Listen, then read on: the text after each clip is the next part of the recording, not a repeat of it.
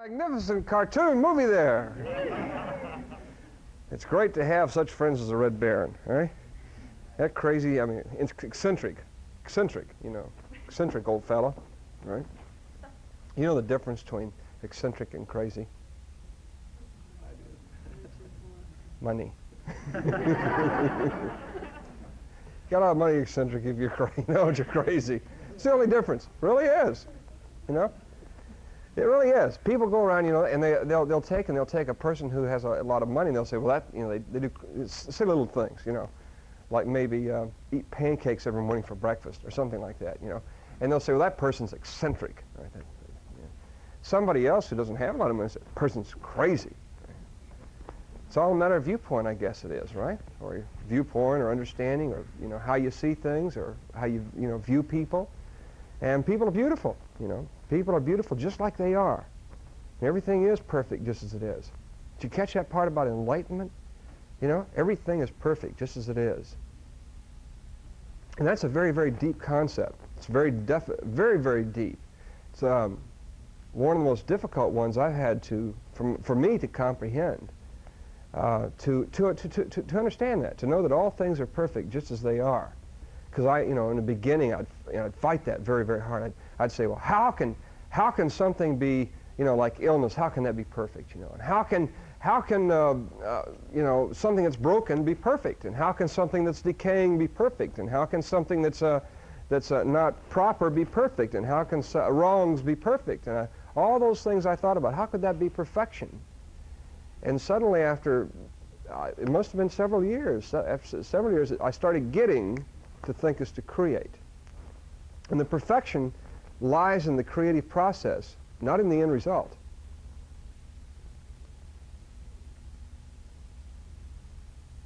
Which says to think is to create. And if there's any validity in to think is to create, then if we see something and we don't like the way that it is, by changing our thinking, we can change the way that it is. And that demonstrates the power of the mind, the power of us as human beings, and what we can do as an individual, with our lives. Is there any validity in to think is to create? That we are the sum total of our thoughts, that we are the result of our thinking, that our universe, or those things which we experience are a result of the way that we think.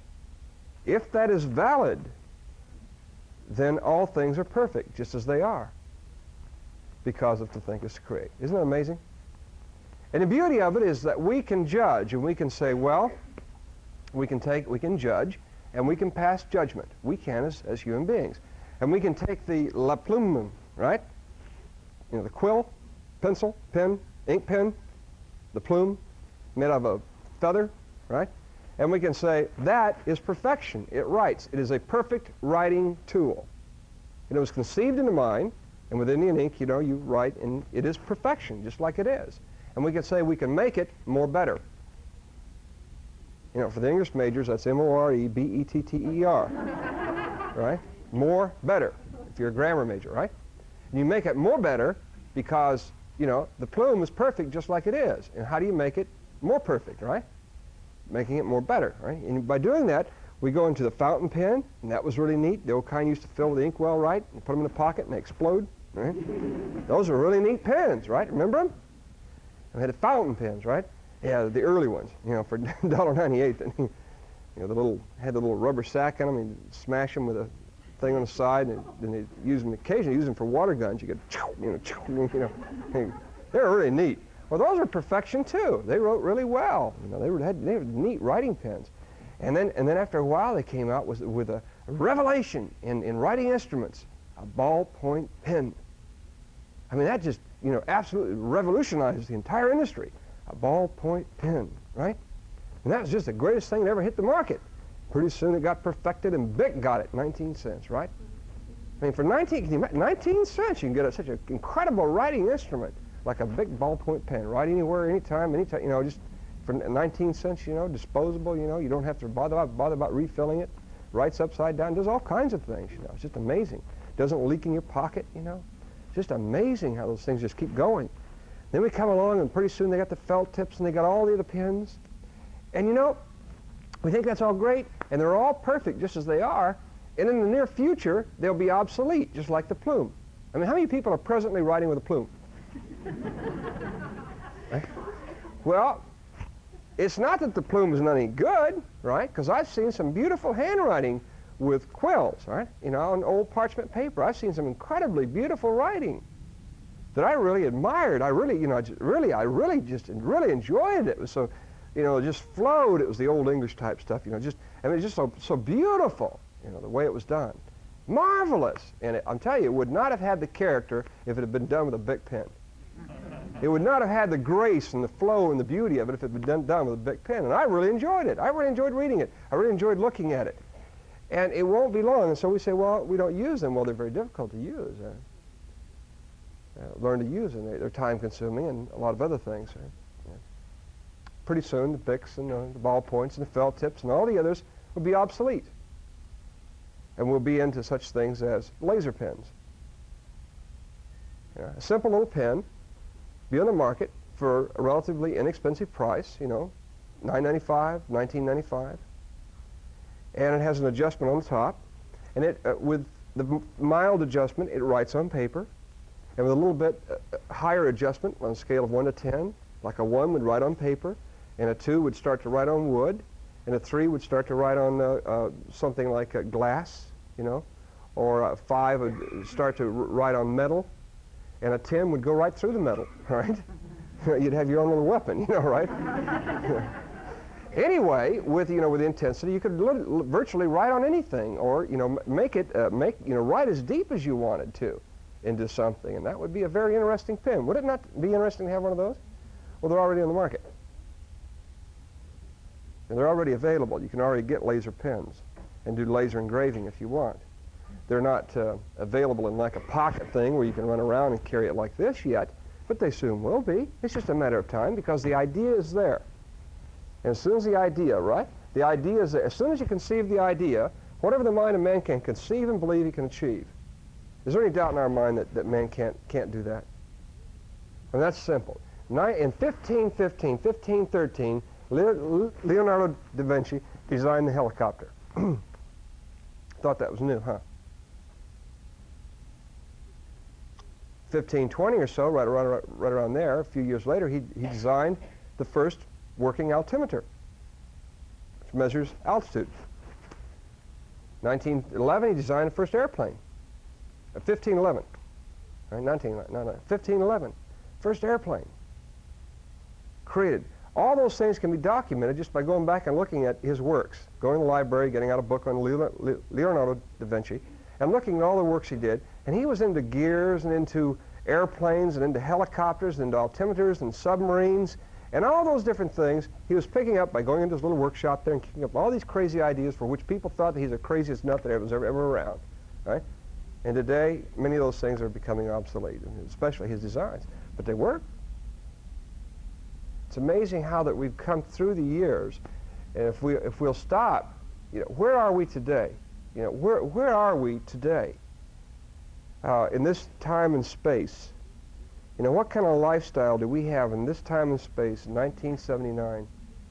We as a human race, we as individuals, we as people, and what degree of liberty do we have in this universe, in this world, in our nation? What is available to us? And we study that momentarily, and we start reflecting, and there's a few of us that can go back a few years and remember when the first jets started flying. We hear them taking off. I saw the first one take off at Los Angeles. A few months later, wrote on it. First commercial flight was made in 1958, Los Angeles. Jets. Before that was the big DC-6s, 4-engine propeller jobs, jet props, all that stuff. First flights, Los Angeles to New York and back, Now they're just everywhere. Everywhere you go, it's jets. I mean, you'd get a little. Some people would think, well, if it went to an airport and you got on a commercial airlines, right, like United or American or Northwest or one of the major airlines, and you went out to the gate and you boarded an airplane and it was propeller driven, you'd sit there and say, wait a minute, this thing's obsolete, right? And it could have been newly manufactured, right? It could be a recent model. Yeah. We scan back over the years, and we go back 20 years, 30 years, 40 years. I think that most of us are here, most of us are assuming that we'll be here, say, 20 years from now. I think most of us are assuming that.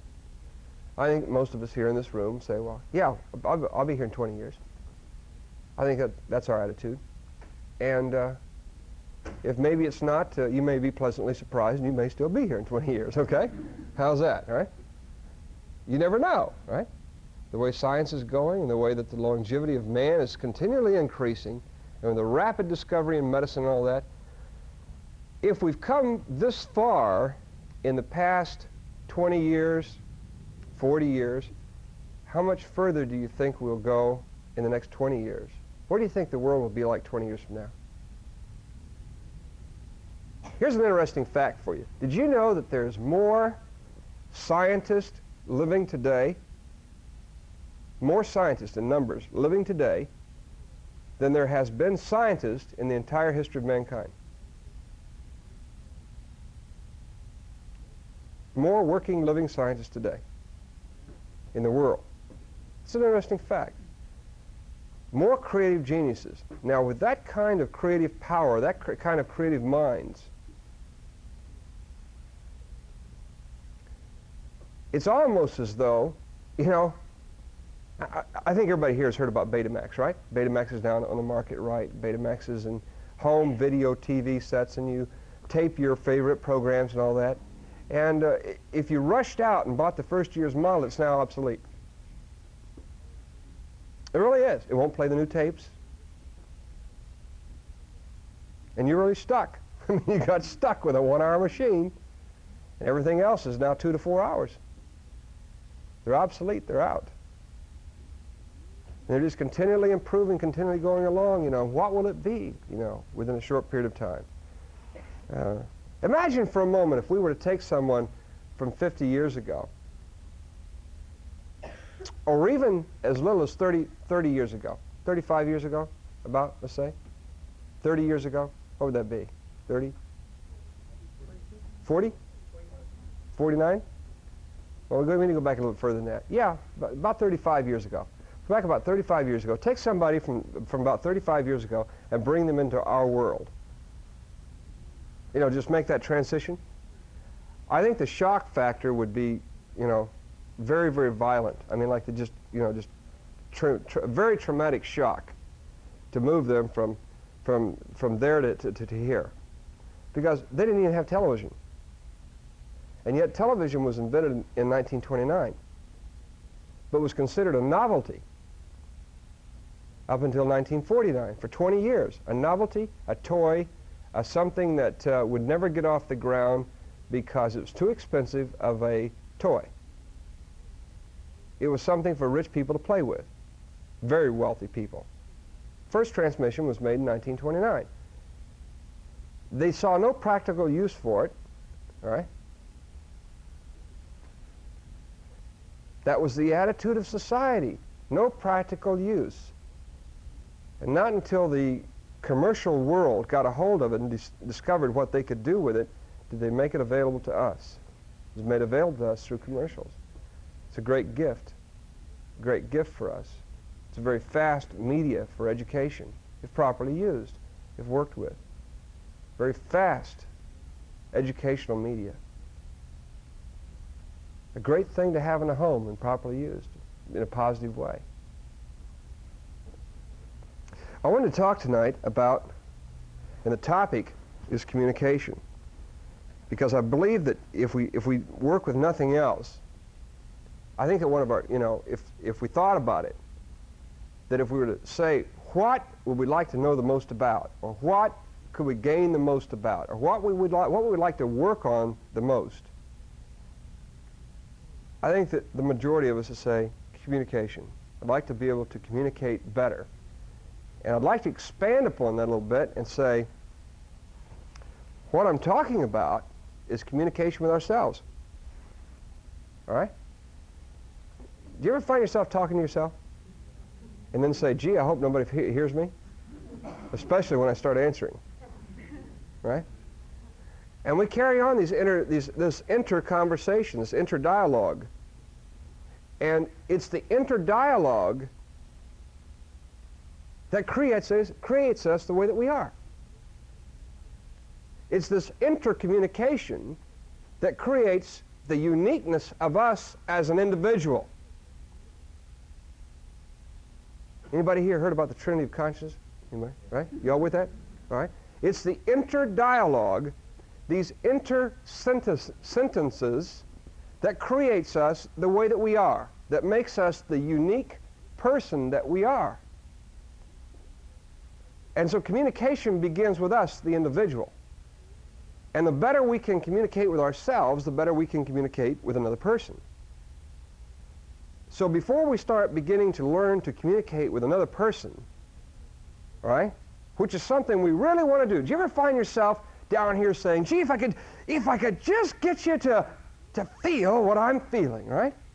You don't understand what I feel. You don't understand how I feel, right? Wash day. That's a con. That is an escape. That is, to a degree, unawareness. An example, we'll run a little reality testing here. How many people have ever felt that before? I know I have, okay? You don't understand how I feel. Right? How many felt that before? All right? Now, let's play a little hand-raising thing here, and if you'll work with me, maybe we can just, as a group, start discovering something, okay? We'll start discovering what's happening, what's going on. Let me ask you a question. Let's talk about feelings, all right? Let's start naming off feelings. I won't try to attempt to name them all, so we'll just get sort of a general idea, okay? All right? How many of you people have ever experienced or felt love? How many felt hate? All right? How many people felt anger, frustration, all right? Sadness, all right? Give me some. Happiness. Give me another one. Huh? Shyness. Right? Here. I did frustration. Huh? Neglect. All right. Indifference. Same thing. Huh? Despair. Fear. Anybody ever experienced fear here? All right. All right. All right. Courage. All right. Okay. Now, as we go through all of these different feelings that we feel, we discover that if we name every feeling, everybody's felt them. Now, if everybody has felt all these feelings, how can we assume for a moment that you don't understand how I feel?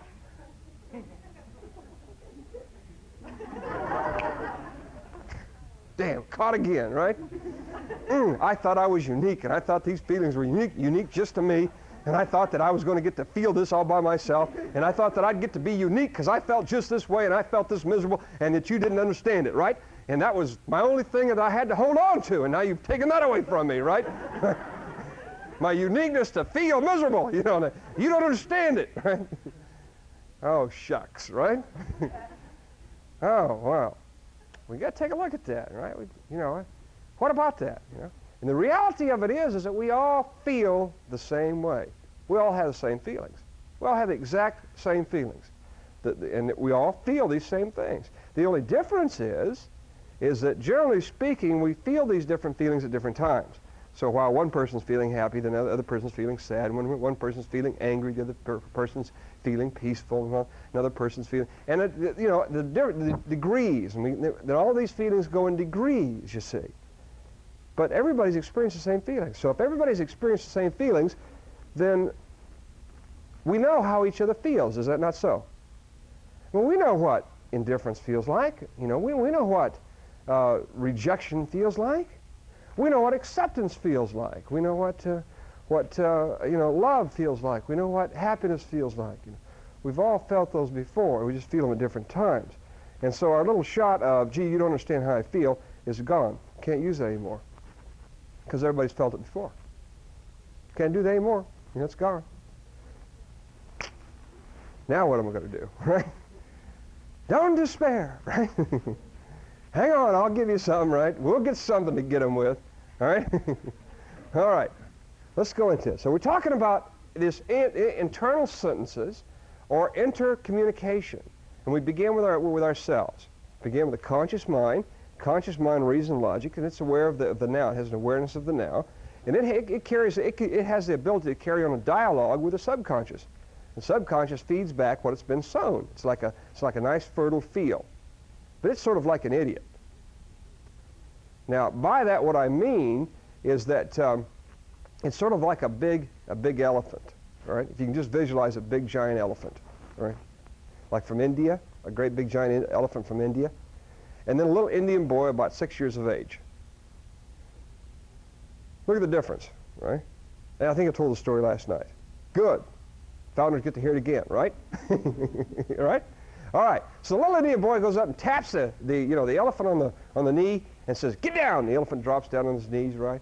And he crawls up on his back and he says, "Get up." And the elephant gets up and he says, "Go forward." And the elephant goes forward. And he says, "Go right." He goes right. And he goes, "Go left." And he goes left, you know. And he says, "Pick up that log." And he picks up that log. And all day long, this little Indian boy works this elephant back and forth, carrying these 1,000-pound logs, back and forth, back and forth, back and forth. What do you think would happen if the elephant ever figured out that he didn't have to do what he was being told? You know, he works all day long and he gets a bale of hay, right? The little boy gets all the money. You know, the elephant. Well, what do you think would happen if he ever figured out, you know, I ain't going to do this. What do you mean, you know, right? Little 6-year-old boy says, "Yes, you are." And the elephant says, "Yeah. What are you going to do about it, right? Bite me in the ear, you know, kick me in the shin, right? Stick me with a stick, you know, what are you going to do about it, right? I mean, what could a little, you know, unless he was packing a Weatherby 400, right, or 450, I mean, what's he going to do, right? I mean, by it, I mean, physically, there's nothing the little boy can do about it. But you see, the elephant isn't smart enough to know that he don't have to do what he's not told. He just does what he's told. And so it is with the subconscious. All right? The subconscious does what it's told. And you say, "I am, blah, blah," right? Or, you know, "I can't do this," or "I can't do that," and "Gee, you don't understand how I feel, and I'm so alone, and gee, I'm so confused," you know. And the subconscious mind is likened to a little girl. I heard this story about 10 years ago. I was figuring it up. I heard the story 10 years ago, and I didn't start understanding it till about 2 years later. And I was very successful in, too. Very successful. But I didn't understand why, right? Didn't understand what was going on. I was just very fortunate that, you know, I'd been guided in the right direction at that point in time. It's amazing, amazing discovery. Subconscious mind is likened to a little girl that will bid you every command. And as my tutor told it, he says, one day I was out walking my little girl, and I said, "Bring me that glass of water." And she did. She said, "Okay." And she brought him a glass of water, right? He's very good. Walking the little girl a little further, and he says, "Tell you what, bring that chair up here and sit it down here. I'm tired. I want to sit down." She says, "Okay." She did. After a while, he says, "I want you to design a marvelous home, you know, nice home, you know, that, you know, just something I really, really enjoy for me." And she says, "Okay," and she did, right? And after a while, he's gained a lot of confidence. He says, "I want you to build this massive building, this hotel, you know. And I want you to build me a nice business, you know, and large income, and I want to have security in my life, and I want to be happy, and I want a good relationship." "Okay," and she does, right? And all these years, she's doing all these things, and one day he's out walking, gaining a lot of confidence, the little girl. He's out walking the little girl, and he sees these two mountains over there, and he says, "Little girl," he says, "I want you to move that mountain from there to over here." And she says, "Okay." And he says, "Wait a minute, you can't do that." And she says, "Okay." You know, if we were to work with that, you know, the conscious mind is like a pea, subconscious mind is like the planet Earth in relation to size, and yet one controls the other. One controls the other. The conscious mind has the power to control the subconscious, to choose what it's going to think, to choose what's, you know, it's like a vanguard, to choose what thoughts it's going to dwell upon. It can do that. Or it can sit back and say, "Well, that's too much work," and sit back and be victim to the past. And the past is all of our experiences of the past that have built up in our fertile fields and that we reap in our minds. In our minds, we have all these various things that we've, movies and childhood programs, all the things that we bought as a child. And as they build up in our minds, then we can either become victim to that, and in most cases it's negative. What do we react to the most? Negative experiences or positive experiences? Which of our buttons goes off the quickest? Negative, right? Now we know how we're programmed. We know to what degree, right? We know by how we react, right? How our buttons are pushed to how that we're programmed. And the beauty of it is those programs are nothing more than little cassettes that can be plugged in back here, and you can put in new ones if you want, if you choose to, but you have to pay the price. I'll give you a key. I can't get long-winded tonight because I know we have a lot of children in the audience, and if I get long-winded like I did last night, we'll go to after midnight or 1 or 2 or 3 o'clock in the morning, and we've got a lot of children, and I won't do that. So I'll just stay right on track, okay? Now, I'll give you a key that you carry on with, okay? And if you work with this key, what it will do is it will develop communication within yourself, and it'll give you the solution to creating the perfect you, all right? The 10 you, right? Scale of 1 to 10, you a 10. Would you like to be a 10? Visualize yourself being all that you can be. Everybody do that. Do that exercise right now. Just close your eyes and see yourself being all that you can be, all right? Just seeing yourself be a perfect 10. Just whatever kind of, your body shape, your physique, your looks, the way you look, the way your hair is, right? The clothes, and your surroundings, your home, your car or cars, your children, your husband, wife, mates, all right? Mother, father, everybody around you. See all those relationships. Friends, see all those relationships around you. Include everything around you that you want in your universe. Don't just stop with your physique. Do everything. See, that's one of the big mistakes we make, is all we see as a perfect 10 is we see ourselves, with a perfect body or, looking pretty or something, okay? See yourself with all the things that you'd like to have, all the beauty, all the things that make you feel good, right? That you consider right now would make you a 10. Now, if you visualize that and you got that, then open your eyes, all right? I'll tell you another secret. Guess what? If you worked on that, and if you follow the technique, in a period of time, depending upon how hard you apply the technique, you will have that, and you'll become that 10. At the moment that you become that 10, guess what? La plume. Is that too subtle? La plume. It's obsolete, and you're now a 1 again. All right? Because at that point in time, and you reach that 10, you will have the capacity to see yourself as a different 10, a much bigger 10, all right? A much larger 10, a much greater 10. So as we continue to grow, the more we grow, the more our consciousness expands out. And life is a journey, not a destination. How many people here have ever gone mountain climbing? Let me see, right? Then how many of you have experienced this thing, this sort of, well, to use the word illusion, I guess you'd call it, right? Or deception. Oh, the word deception is good. That's a good word, deception. You're sitting at the bottom of the mountain, you say, aha, there's the top of the mountain, right? If I just get up there, I'm going to be on top of the mountain, right? And I can see everywhere, right? I will have conquered this mountain. And you take off charging up the top of this mountain, and huff, huff, huff, huff, huff, and you just get up there, and just as you get to the top, you see, oh my God, it's just a ridge, right? There's another mountain, right, that you didn't see down there. But the reality of it is, if you turn around and look this way, you're on top of the mountain. But if you look at this way, you're on the bottom of the mountain. It's all a matter of viewpoint.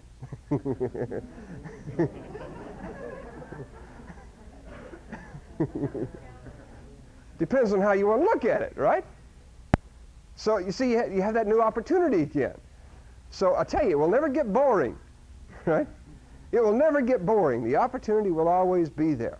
Here's the process I'd like to use tonight. Move along here because I got a great joke to tell you tonight. I usually forget them. All right, tonight I won't. I wrote it down. See, I have my whole speech here, word for word, written out. See? Right. See, I don't leave nothing to chance. Right? You ought to see all the buttons up here. There must be a dozen buttons up here. This is really some things. It even has a timer. I wonder if it has a ding. bell, bing, I wonder what kind of a speaker would stand here and now, ladies and gentlemen, R2D2 will begin presentation. You ready for this? The future, right? Oh, well, I'm going to turn this off. I don't like timers. Cut them off. That's the beauty of being me. I can shut them off, right? I control you. You don't control me, right? I'll attack it. All right. Good. I got a very beautiful first color here. Now, what this color is action, all right? You ready for action? This is an action color, and it does not mean close your eyes and go to sleep, all right? Color red. All right. You all ready? Mind focus?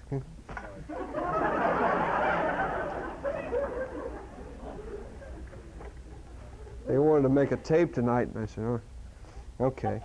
Oh, they're going to make a movie, going to do another documentary. Did you know that? That'll wait. Last week I was over in Hawaii. Spent about 12 days over there working this time. I usually spend about a week, but this time we did a little longer. I had to meet some people and do some different things with the government and the city and everything. And we had some problems in the prison over there.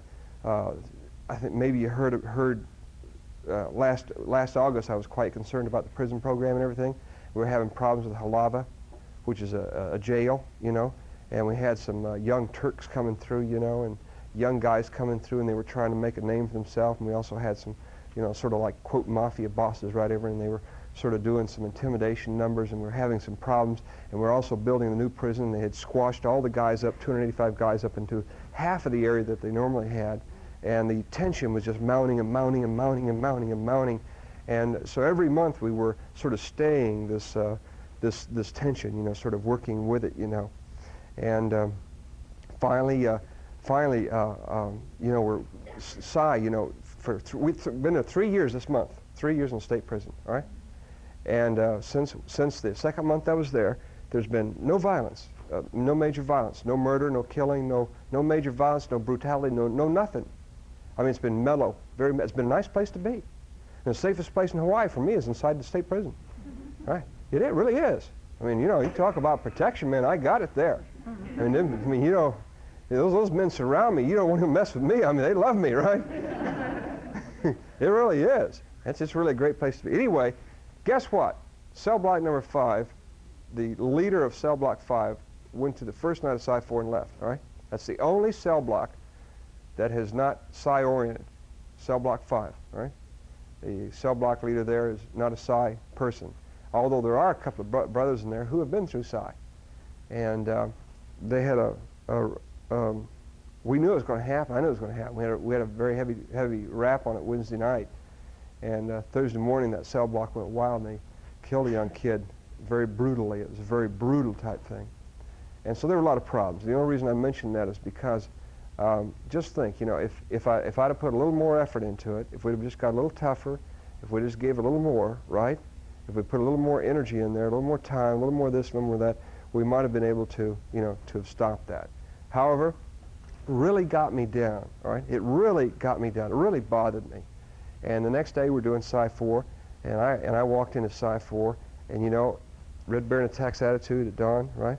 And attitude is the key to everything. And I'm going to talk about that. Attitude is the key to everything. Attitude unlocks the door. And you know how I started Psi 4? I walked up and I said, I want to tell you something. Attitude is the key to everything. Attitude is the key that unlocks the door. Attitude is the difference between success and failure. And I want to tell you about my attitude. My attitude stinks. How's that grab you? All right? And the audience goes, and the graduates go, did you hear? And they fell off their chairs, literally, And I said, I'm going to stop the show and we're going to get on with it, And so what we did was we had some of the brothers that were there that were out on furlough. So we just got up and we just rapped back and forth and talked about all the good things that were happening and all the good things that had come out of there and all the positive things that were going on, and we got to feeling really great. It's amazing that if you think about, should, must, ought, right? What you should have done, right? How you start going down the tubes, right? And your attitude starts getting very negative and very, confined, and you start getting very captivated, right? And you're really beating on your head with a rubber mallet, right? And then you start thinking about, you just reverse that and start thinking about all the good things that have come out of there. I mean, you really start to feeling good about it, because if we hadn't have done what we have done, there would have been at least 150 young men dead today. In other words, we might have lost one, but we saved 150. Based on past results, based on past performance. So that feels pretty good, right? Get pretty excited about that. And so we, at the same time, for the first time in the history of Hawaii over there, whatever, they have, these high schools over there, and in Hawaii, they actually have high schools in Hawaii, over in Hawaii.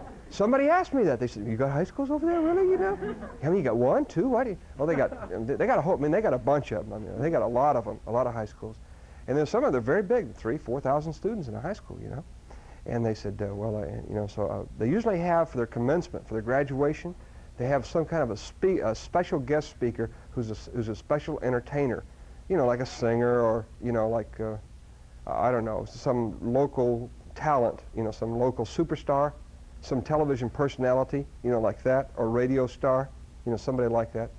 And the school asked me to come over and be the principal speaker at their commencement this June. And I said, "Well, how much time does the speaker get?" And they said, "About 15 minutes. I said, "No deal." And they said, "Well, we're willing to pay for your airfare and your all that stuff." And I said, "Well, I travel first class, cost you $1,000. I said, "Furthermore, I said, I won't do it for 15 minutes. It'd be wasting your time, my time too. As I doubt seriously if I could affect the lives of those young people in 15 minutes. I'm not that good of a communicator." That's what this evening's all about, by the way, communication, right? I'm not that good of a communicator. I said, "Tell you what, give me an hour and it's a deal." So they rewrote the whole schedule. So so they're going to put it on television, and they're going to do a documentary on it, and the University of Hawaii is going to be there, and they're going to make a film of it. So later on, later the year, we may have a new movie to show to our guests or whatever, our friends or whatever, and where that, I don't know, maybe it might turn out to be something pretty neat, Could be, you never know, right? Back over here, right? Anyway.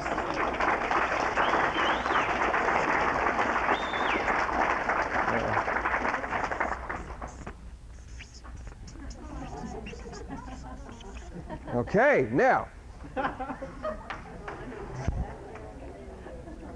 It says salesman, and then I said, well, I better not really let them know that I'm a chauvinist, right? And so I crossed out man and put person. They may not be ready to let them, to know that I'm a chauvinist, right? Oh, I have you know that I happen to be the only, and I dare anybody to dispute this, I happen to be the only man who's graduated from the Women's Leadership Seminar.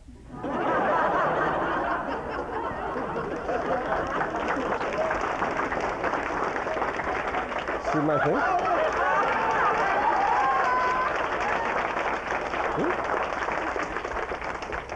It says Women's Leadership class. Yeah? Mm-hmm. Mm-hmm. So home to my friend. Hello. That's not what I asked you to say. You took advantage of me. Yeah? That's what it is.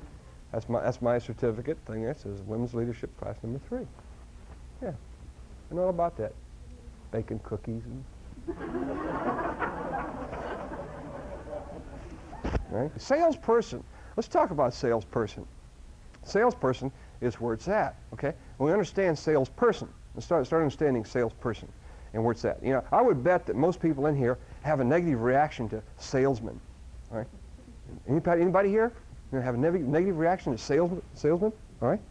Okay, now what we want to do is work with the word, okay? So that we get, now I want to tell you, your viewpoint is correct. I'm not saying you're wrong, all right?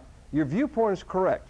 It's like, viewing the mountain. If you view the mountain from the south and you see the south and it's all barren, right, because of the southern slopes to get more sun than the other ones, and you say that the mountain is barren, then it's right. But if you view it from the north, where it doesn't get as much sun, it's all heavily laden with trees, that viewpoint is also correct. The more superior view, or the more better view, is a view from the top, right, where you see all sides of the mountain. You become more aware of what is there. And what we'd like to do is just to expand our consciousness, all right? To expand our consciousness so we start becoming more aware of we human beings, or us, me, you, right? We as individuals. Salesperson. Let's begin with a premise or whatever it is that, and we'll start with this premise, okay? You are a salesperson. Now, if you have a notepad, I'd like for you to write that down. You know, I am a salesperson, right? Or I am a salesman or a saleslady, right? Because that's one of the most positive affirmations that you can make. It's one of the greatest affirmations that you can make. One of the greatest affirmations that you can make. I am a salesman. I am a sales lady. Oh, no, I'm not. I'm not associated with those people. You know, not me, right? Woo, right? Now, what we don't want to do is to get those negative buttons pushed and get confused with salesperson versus con man. All right? And in our minds, when we visualize salesperson, all too often, what we see is the lady or the fellow at Liberty House or Sears or Thrifty Drugstore pushing a cash register. That is not a salesperson. That is a vendor. You know when you go out in the hall here and you go to the gum machine, right? Or the candy machine, and you see all the items laid out, right? And you look at them and you make the selection. You decide what you want. You drop the coin in and you pull the lever and you get the bar, right? The candy bar, right? That's a vending machine. You go into a store, that's a bigger vending machine. That's all it is, on a larger scale. And you go in, you walk around, you say, well, I want this, and I want this, and I want this. And the person comes around and says, yes, sir, yes, sir, yes, sir, picks them all up, carries them to the cash register, and goes click, click, click, click, click, click, collects your cash, puts it in, and you take the stuff home. That's a vendor. That person is not a salesperson. That is a vendor. They are a vending machine for all practical purposes and intent. Y'all with me? Okay? So, you see, now we've eliminated those people. Y'all see that? Now, I'm not saying, now I made a very general statement, because occasionally you may find a salesperson in Sears or Penny's. You may find one, but that is rare, all right? It's a general statement. There ain't 1 in 1,000 out there that is a salesperson. I'm talking about general, what we conceive in our mind, all right? Generally speaking. Now, another thing is like the used car lot salesman. Woo, right? Salesman, right? Let's not get that confused. Now we talked about vendor. That's one conception of a salesperson, right? We eliminated that. All right? Everybody got that down on your piece of paper? We eliminate the vendors. Those are not salespersons. So everybody that is a vendor, all they do is ring up a cash register, right? They collect the cash, right? Just like the vending machine. We eliminate those. Now let's eliminate the con men, because they're not salespeople either. The con man is a guy that runs the win-lose game. Example. It could be any industry. It could be any industry and it could be any product. But most of us are most familiar with used cars. Is that so? Right? And all the different things that can be done to a used car. Now, you know, knowing a little bit about them, I know something that can be done to used cars. Like if the rear end, you know, the rear end where the axles are, you know, that drives the rear wheels, or you know, the part that drives the wheels, right?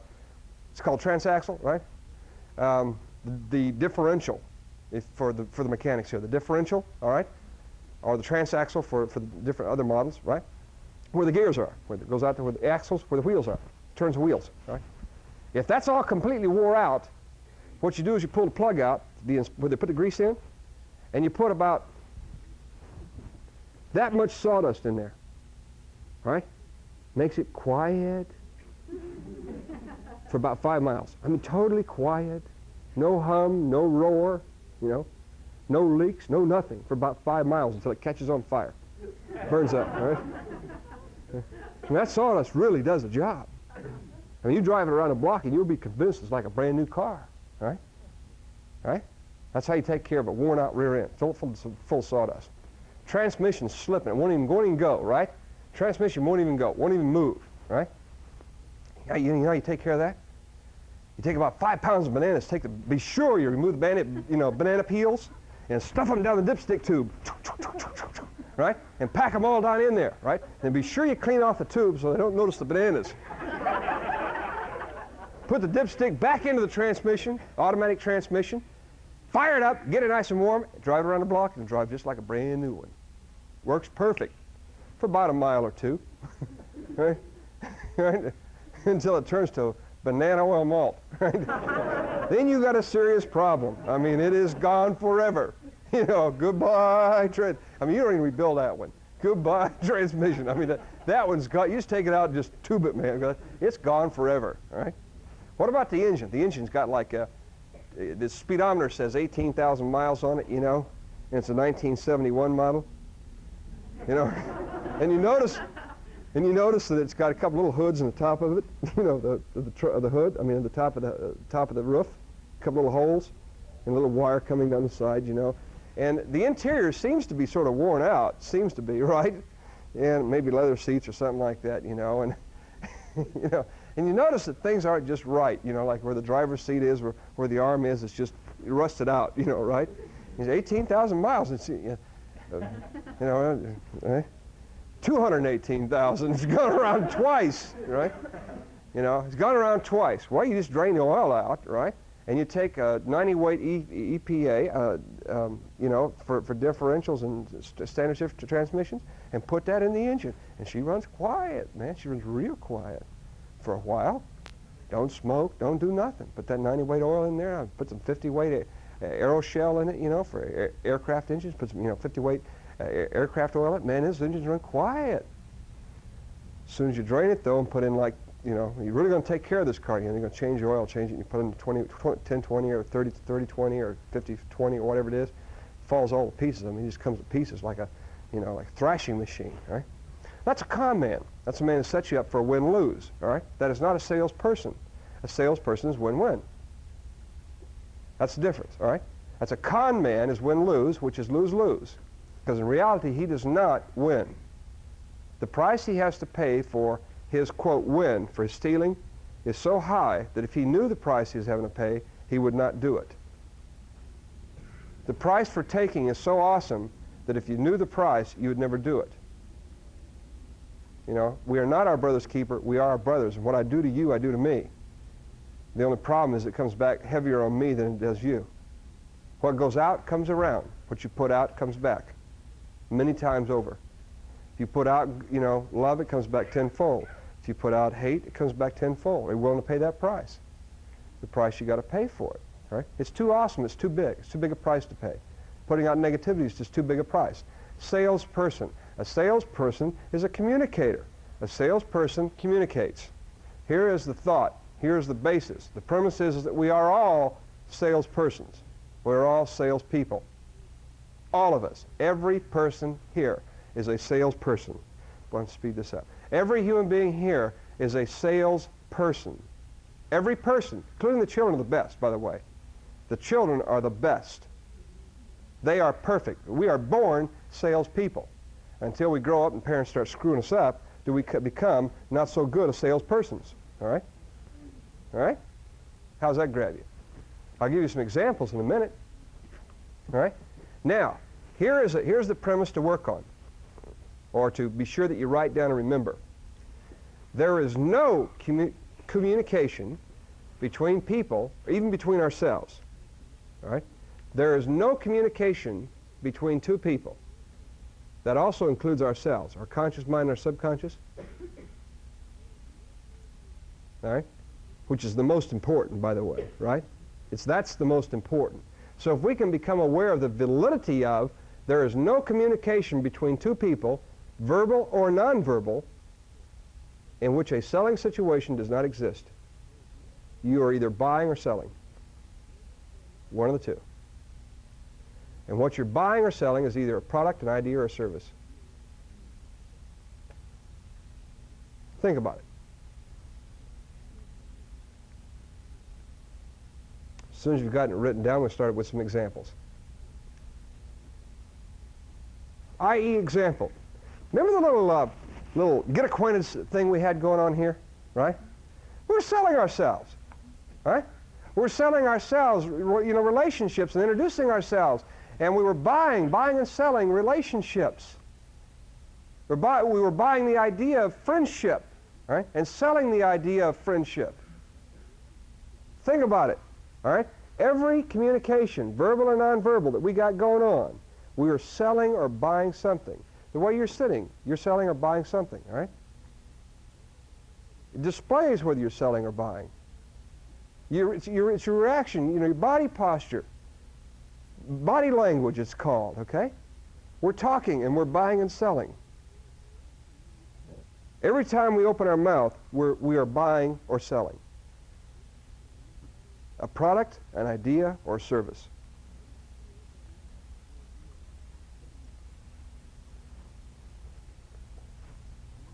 Next point. The better the salesman we become, the more successful we become. The highest paid people in the world are salespeople. Monetary-wise, all right? Monetary-wise, the highest paid people in the world are salespeople. By far. The second number 2 profession doesn't even come close to it. So no matter what profession you're in, the better the salesman you become, the better the communicator you will become, the more successful you will become in your chosen profession, whatever that happens to be. Whether it be a doctor, lawyer, dentist, innkeeper, I don't care what it is, service station operator, the better you understand communication, the better you communicate, the more effective you'll be. Salesperson, communicating, learning how to communicate. Something else to think about. Of all the professions, the recognized professions as being professions, such as professional salesmen, I'm not talking about people who ring cash registers. I'm not talking about car salesmen. I'm talking about the professional salesman, all right? The professional salesman, of the professional salesmen in all the professions in the nation. I own an insurance agency, and I happen to get a hold of some facts. And I'm aware of, statistics and insurance rates. Professional salesmen get the lowest rates of all the professions.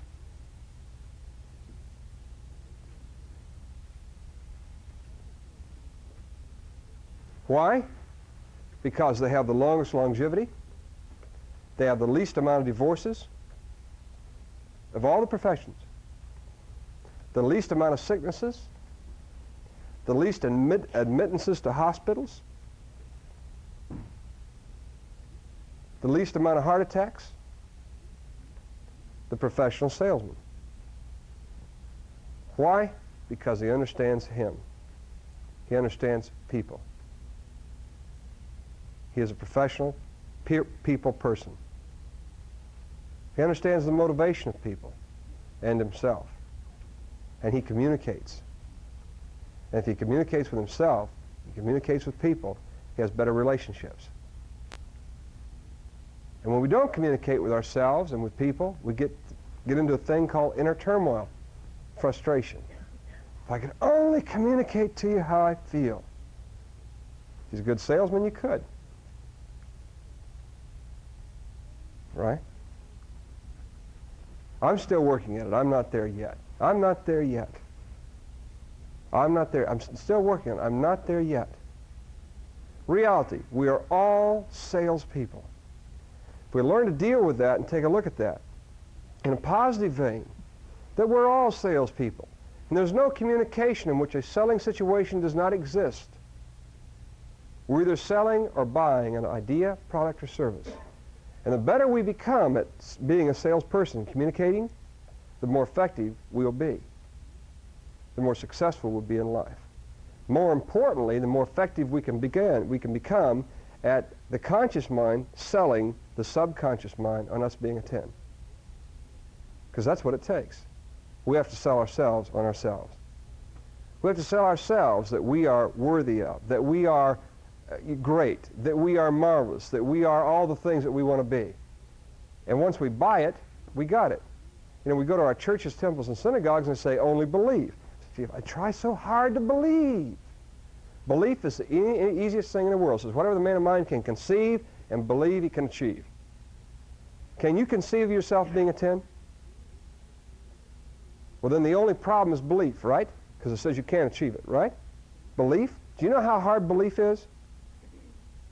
Very, very simple. Remember the last time you told a lie so often you got to believe in it yourself? Belief is nothing more than repetition. Say it enough times and you'll believe it.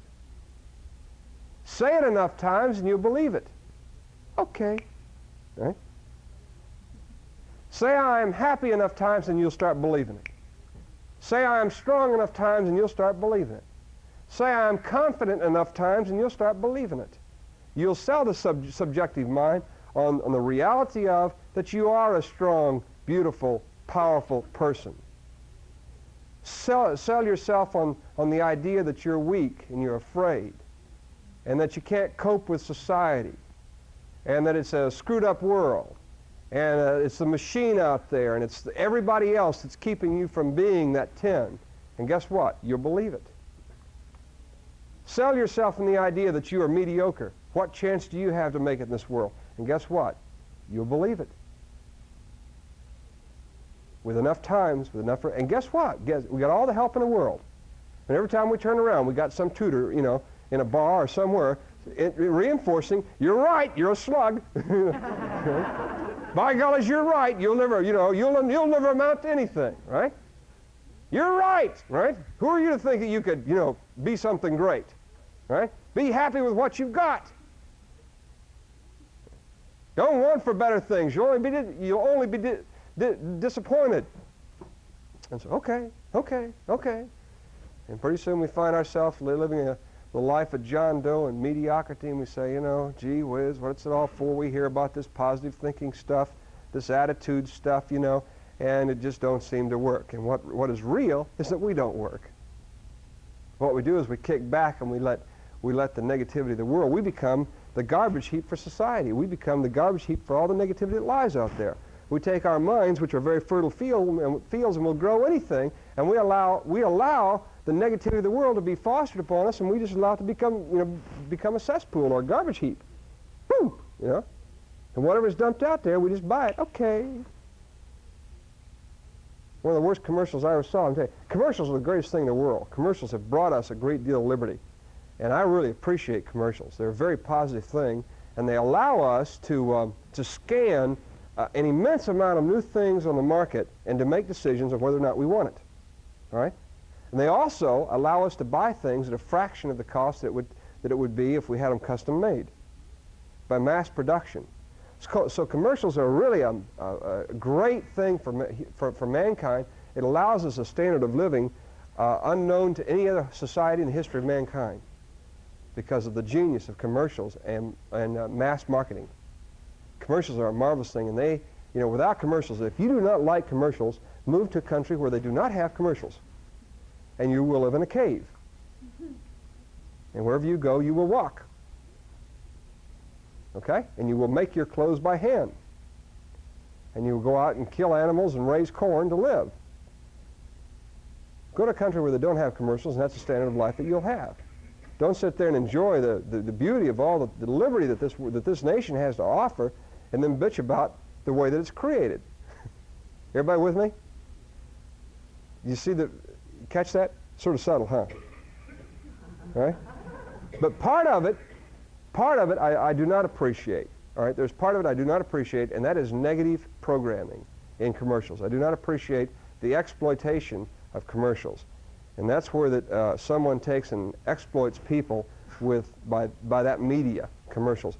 And one of them happened down in Arizona some years ago, and some Psi people got together and stopped it. The state of Arizona put a stop to it. Man, they got together a board, and they put a stop to it. They had a commercial on TV, and we did some investigation, and we made an astounding discovery.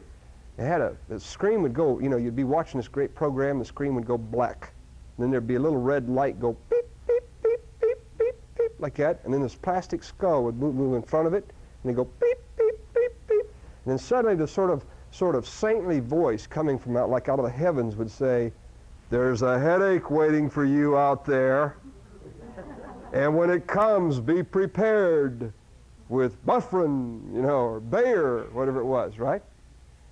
And did you know that they made a survey, and they discovered that every time that commercial was run, that enough people would say, commercial waiting for me out there, and, gee, I got a headache. They'd get up out of their chair and they'd go get some aspirin and take it. That every time they ran the commercial, that the people would go to the bathroom and take enough, where they keep their aspirin, they'd take enough aspirin to pay for the commercial. And then the next day, people go to the grocery store, or the next couple of days, they go in the grocery store, subjective programming. Go to the grocery store and they're walking down the aisle, and they walk past the notion session, and they, come past the aspirin and the Alka-Seltzer and all those other things, right? And be prepared, and just keep on going. They don't even know why they did it. They just buy it. Be prepared, right? Because there's one waiting for you out there, and it's going to get you, right? It's going to get you, right? And that's such a heavy subjective negative programming that they got a committee there and they started screening commercials. They took that one off the air, boy. They wouldn't let it be played anymore. That was a marvelous thing. I don't like that kind of commercial. I really don't like those. But there are a lot of good positive ones. Most of them are positive. Most of them are very, very good. And it's a very, very marvelous thing to have, to be aware of. I was going to tell you about a thing that happened down in the. Let me stop for a second here. I have about, and I have to cut you off on time, okay? In other words, I have to say, time, so we can only go so far. I do not have an unlimited amount of time tonight because we have a commitment to people, right? And to the children here and all that kind of stuff that we're not going to keep them out all night, and we do have things to do, right? Right? Common sense comes in. So what you do is, well, let's go over to another part, okay? We'll do this one, all right? Some people may recognize that as the Trinity of Consciousness, all right? And what it is here is a 30-second, I'll do the whole thing. This is a 30-second a lesson in transactional analysis, all right? Y'all ready? We'll do the whole book in 30 seconds. You ready? Okay, the whole book, as a matter of fact, 2-week course, okay? Within each of us is a parent, an adult, and a child, all right? We have a parent, we have an adult, and we have a child. Now, parent up here quite often is critical, or, critical parent, or parent quite often does the shoulds, oughts, and musts on the child within us. As a matter of fact, quite often, parent and adult sometimes destroy the child, and we become what is called stick in the mud. Are you stick in the mud? See? If you're not out doing some crazy things, all right, like a child, playing games and stuff like that, then you're stick in the mud. If you're not enjoying life and, really having a good time and doing the things that make you feel good, then what you've done is you've killed the child within you. If you're not dreaming, if you're not having visions, and you're not playing games, then what you are is just a parent adult, and you've killed that child. And a part of you has died. So you have to resurrect it. You have to bring it back to life. And the way you do that is by starting to play with this child, letting him out. So what you do is you let your child out and you let him play. But we don't want to do that because somebody might say you're silly, right? You don't want to let your child out to play because somebody might make fun of you. What are you, some kind of adult, and you're out there playing, stuff like that? And what are you, 40 years old, riding a skateboard? What are you, some kind of freak, right? Yeah, baby, right? Yeah. Here, 40 years old, riding motorcycles up and down that dirt, racing your boys out there in the dirt and getting in the mud and the snow and all that shit, man. What kind of person are you anyway? I'm a fun type person. That's what I am. Yeah, let's go, I still beat them, right? You got a ways to go to catch old dad, I'll tell you, all right?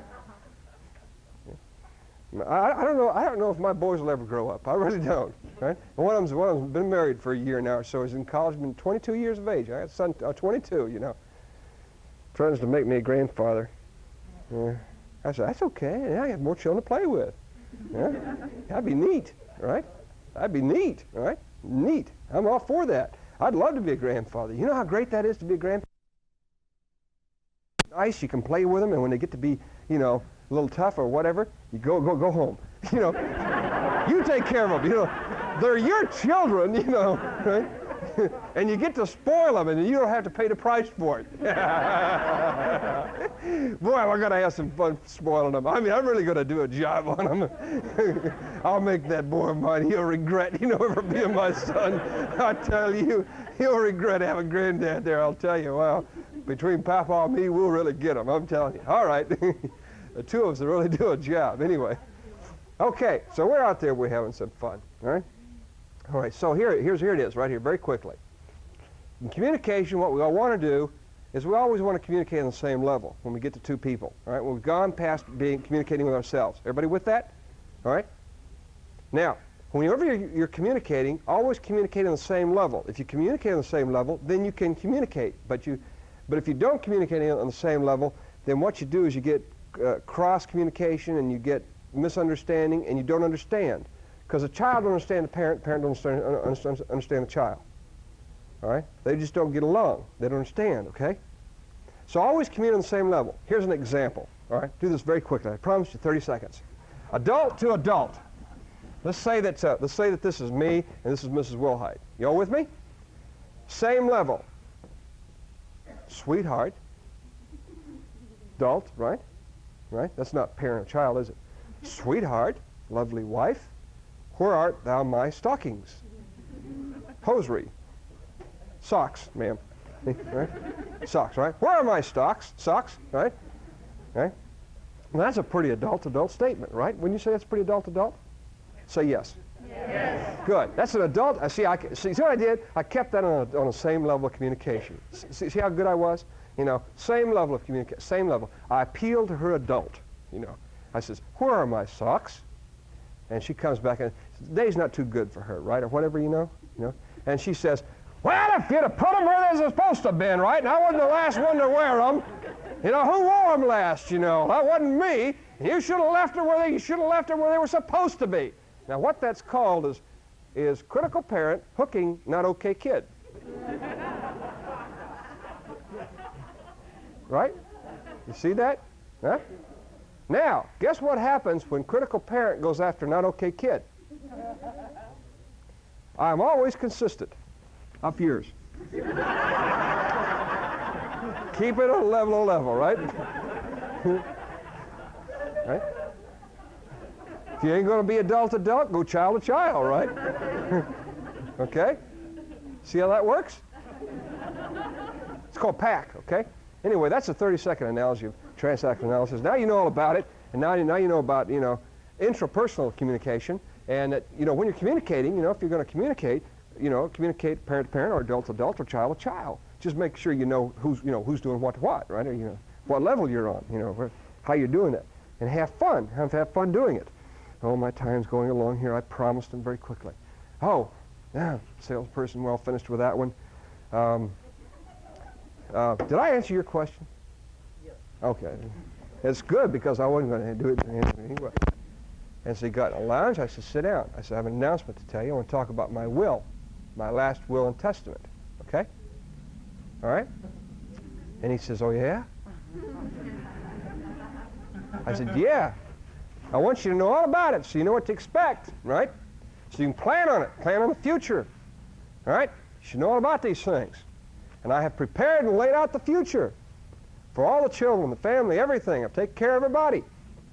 So I want to know how you've been taken care of, you and your brother, Kevin. All right? Yeah? Yeah. All right? It starts off by saying, being of sound mind, and body, all the money, I spent it.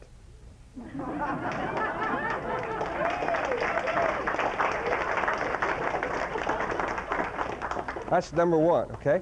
I spend all the money. I don't hoard money. I spend it. I have fun. My child enjoys spending money. So does my adult, my parent. They have a ball, okay? So they spend it all, okay? And they just keep spending it, okay? Now, I do carry a very heavy life insurance policy, very heavy, about $2.5 million on my body, all right?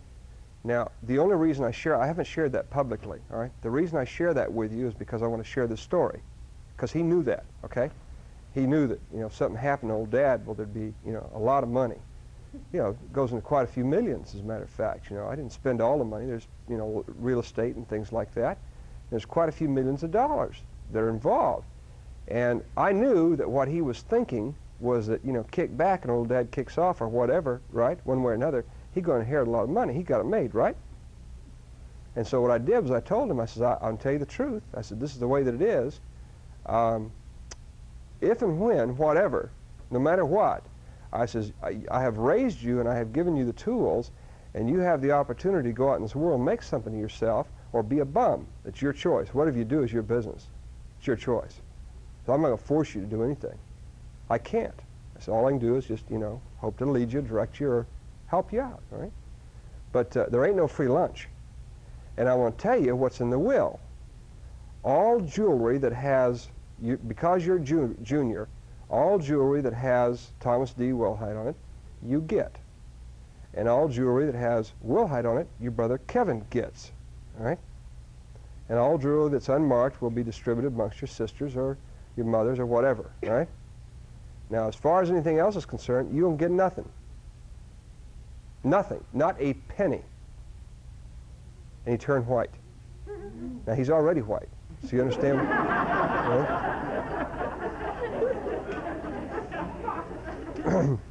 You got the picture? I mean, you talk about a shock factor. Now, that's not a critical parent. See, that's an okay parent talking to a non-responsible parent and an immature adult and a kid. And I'm telling them that you better get your act together because I ain't going to take care of you. All right? I didn't go out and bust my ass all my life for you to kick back and retire it, for the rest of your life. That ain't what life's about. I went out, I did it, I had a ball doing it. You go out and you do your thing. I hope you enjoy yourself, right? Excuse me.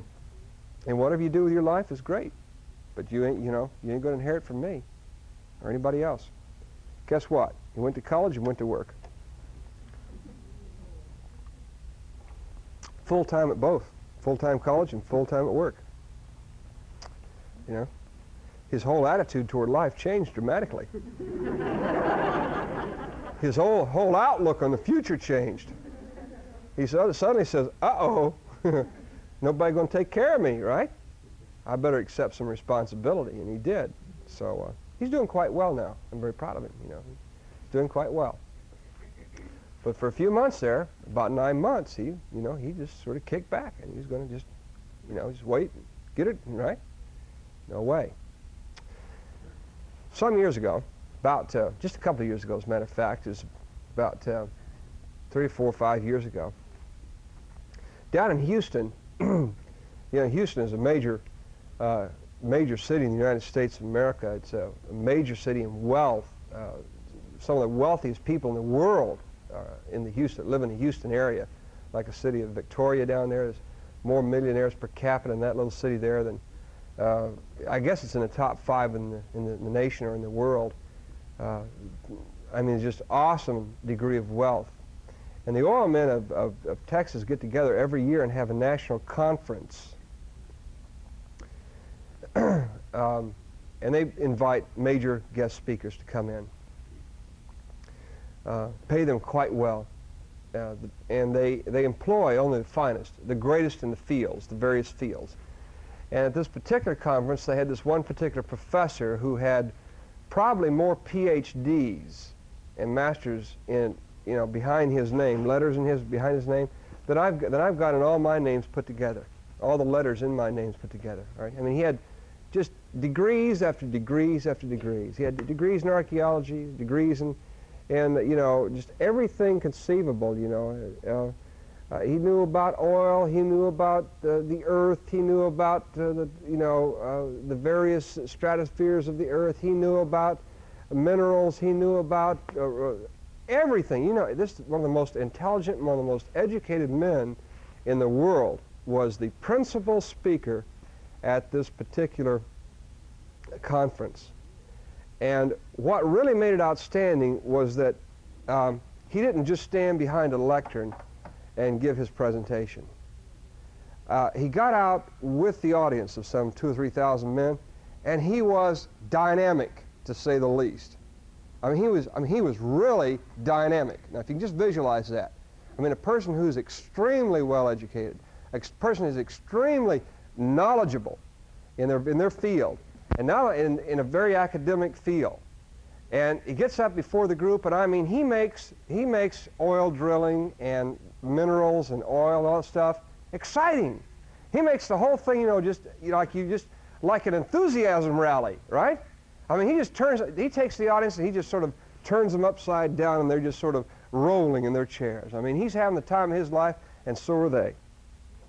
And after his presentation, the advisory committee, the finance committee and the advisory committee, the executive committee for this group of men, they got together in the back room, and they said, you know what we ought to do? We ought to hire this man as doctor, and we ought to buy him a big limousine and a chauffeur. And we ought to send him around to all the major universities and all the major cities in this nation and let the people of this nation hear what this man's got to say, because he is truly magnificent. I mean, he is truly knowledgeable in his chosen field of endeavor. I mean, like, he makes oil exciting, and besides that, we need a big tax write-off. All right? And he's ideal, and he is our candidate. We could be doing a great service to mankind if we could let them, hear the wisdom of this man and his knowledge of oil and the earth and minerals and all this stuff. If we just put him on the road for the next year or 2 years or 5 years and let him do this same presentation every day at a major university or congregation or of some sort, right? And we'll just book him up. And so they went to him and they proposed, and they gave him the big proposals, and he bought it, and they did. They got him a big limousine, one of the great big jobs, with a TV set and and all the little things in it, the big limousine, the big thing, And they got him a chauffeur with a little hat, and a blue serge suit, And he got him a chauffeur, up there in the front seat, and he's sitting in the back seat, and the chauffeur would take him to a different city every day, and he'd do this presentation. He'd get up there, and I mean, he'd take that audience and he'd let them every way but loose, all right? I mean, they'd get so excited they'd just fall off their chairs, and they'd just get to yelling and hooting and hollering. I mean, like, it was just truly exciting. It was dynamic. It was really, really a dynamic thing. And every day this went on and on and on and on. And after about 6 months, they're driving down the road, right? And in the back seat sits the doctor. In the front seat sits the chauffeur, right?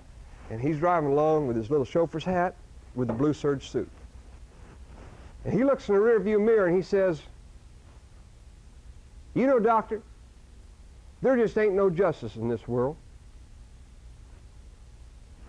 The doctor sitting in the back seat, having the time of his life, says, my good man, what do you mean there isn't any justice in this world? Chauffeur says, that's what I said, doctor. There just ain't no justice in this world. There ain't no justice. And I mean that, there just ain't any justice. Here I am driving you around the country, right? Barely making enough money to feed myself hamburgers at McDonald's, right? Can't even support my family hardly, and you making all that money.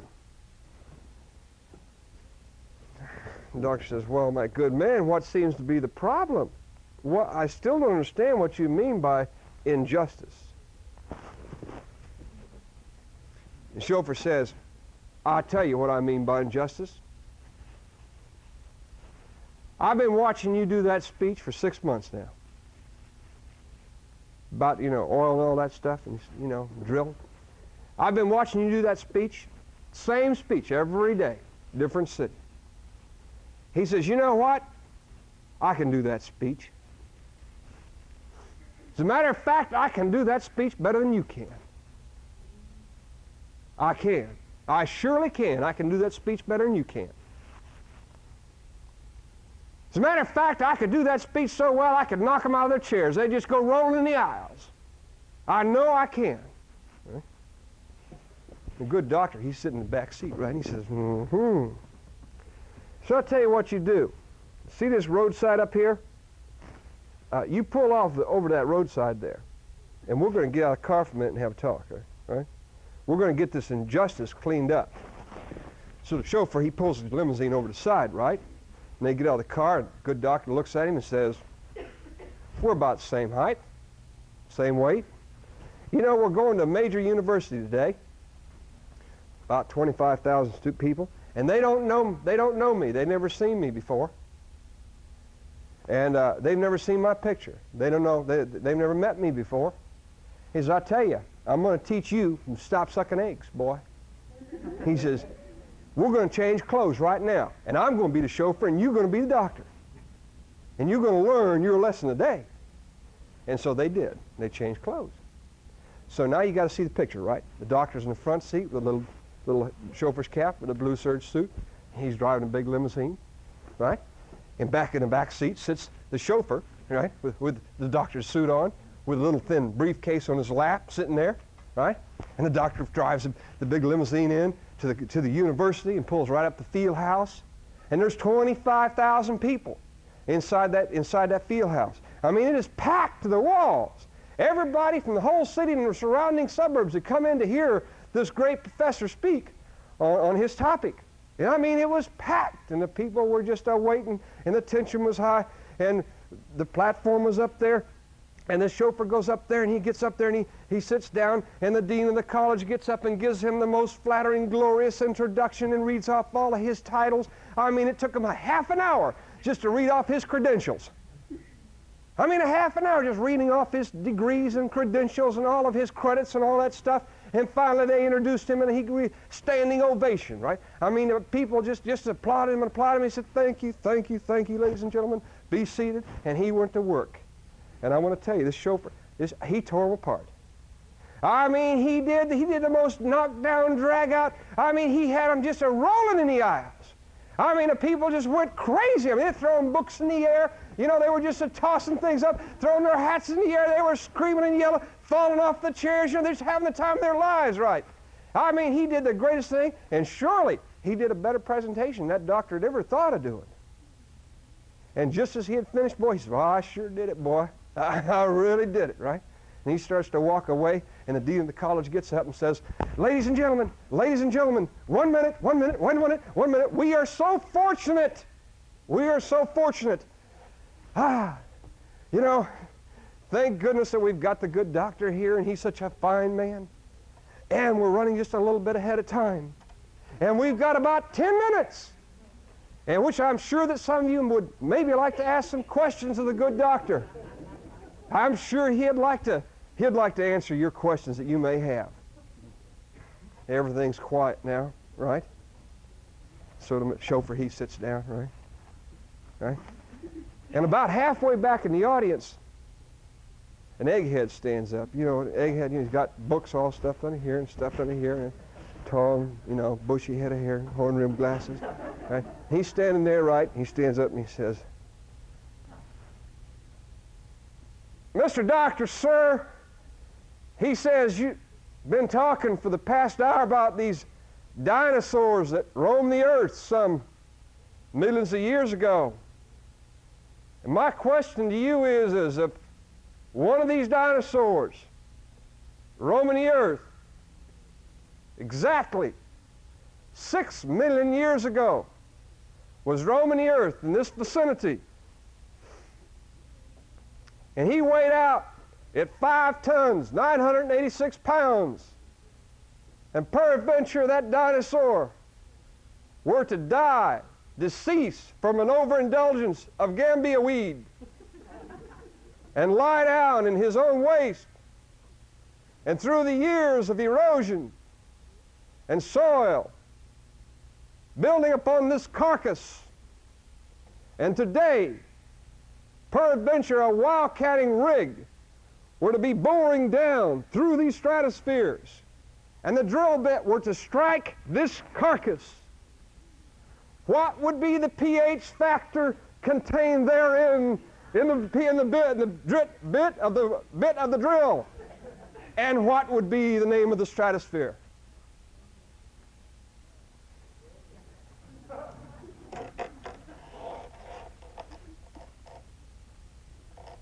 I'm shocked. I am surprised. I am truly surprised that anybody would ask me such a simple question.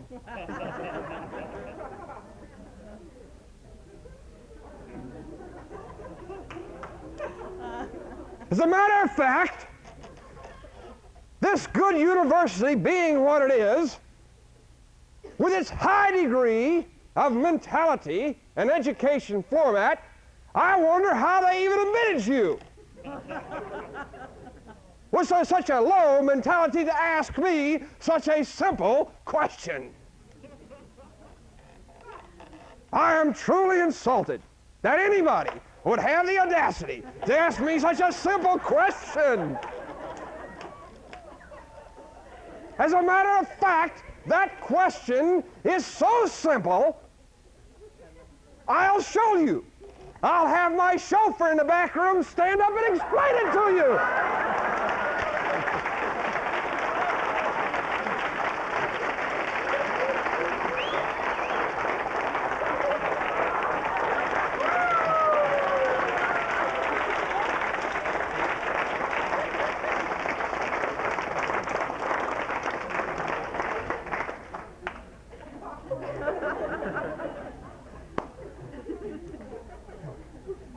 And the chauffeur, he didn't.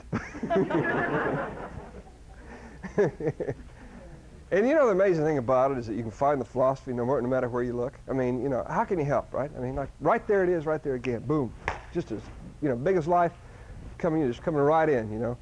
He who knows why will always tell him who knows how. There it is, right there, always, right there.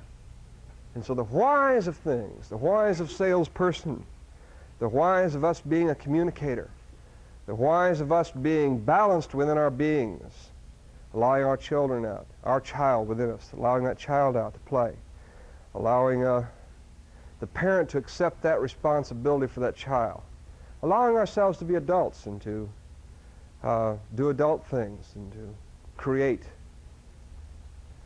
And the child with the imagination, move on. You know, it's written, where people have no vision, they perish. And that is to say that we're people, when a person stops dreaming, they die. We understand the philosophy, we understand the whys of it, then security is truly ours. The security that you'll have in life will be unlimited. Just, the world is full of abundance, and it's yours. All you got to do is stake your claim and go after it. It's all for you, but you have to go after it. You have to pay the price for it. But you can have it, and that's the beauty of it. Whatever it is that you can dream of, you can have. I want to thank you for this opportunity to be with you this evening. I know the children are getting tired. Gee whiz, it's been marvelous. It's been marvelous group. Incredible.